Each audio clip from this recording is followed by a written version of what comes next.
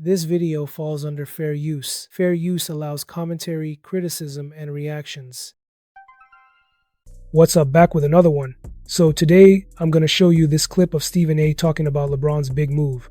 When you look at today's NBA culture, when you look at some of the hits NBA players take, particularly as we approach All-Star Week in the slam dunk contest that LeBron James never participated in, the flagrant, lackadaisical effort they put forth during All-Star Weekend, LeBron James way before all of that, deciding to take his talents to South Beach from Cleveland, and Dan Gilbert, the owner for the Cavaliers, had to find out watching the news just like everybody else, or watching him with Jim Gray just like everybody else. Those kind of things are the kind of, along with that player empowerment movement that LeBron has instigated, which people like myself clearly applaud him for, those kind of things, the flagrant manner in which he has done it, that has served to turn owners off, which you know all too well, Wendy. How good or how much does that serve to ingratiate him with them in terms of their support with him coming in as an owner? Everybody wanted that for Michael Jordan because of what Michael Jordan did for the league.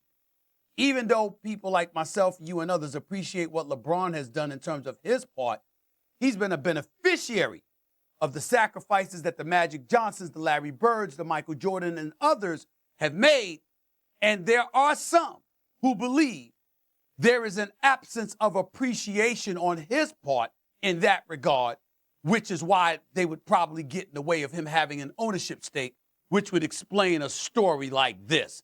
That's what came to my mind with somebody like LeBron James. With all that they've done for the game, why would they not receive the report? Because it's a good old boys club at the end of the day.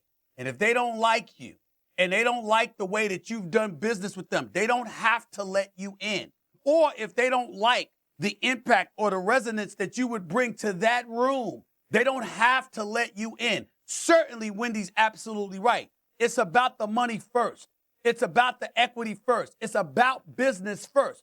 But my point to you is that all things being equal, would you be as receptive to helping a LeBron compared to somebody else that never played the game, that's got billions of dollars and obviously can afford to own a franchise?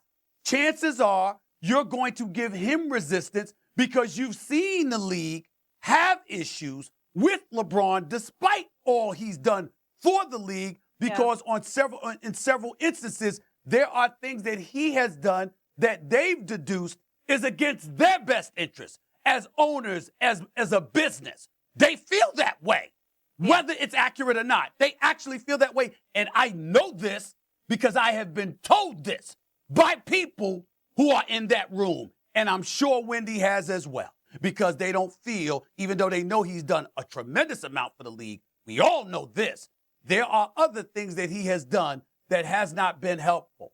And they know it, they feel it, and they point the finger at him for it. I brought up the slam dunk contest. They talk about that.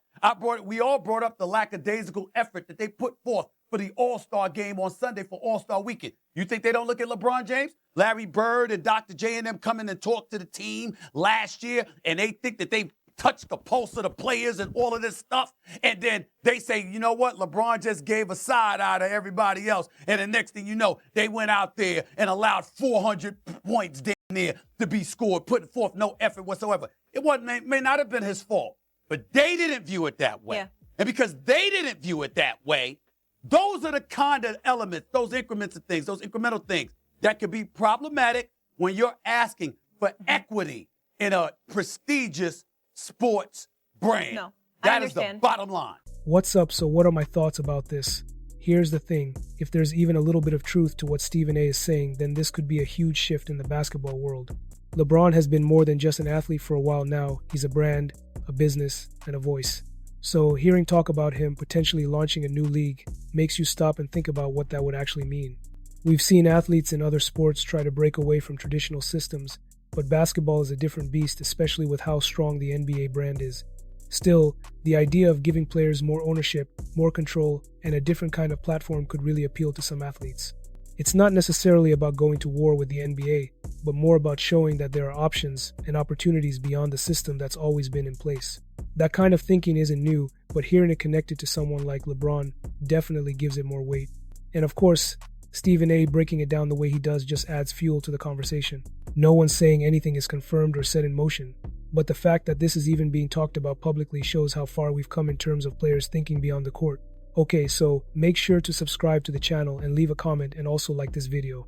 I'll see you in the next video.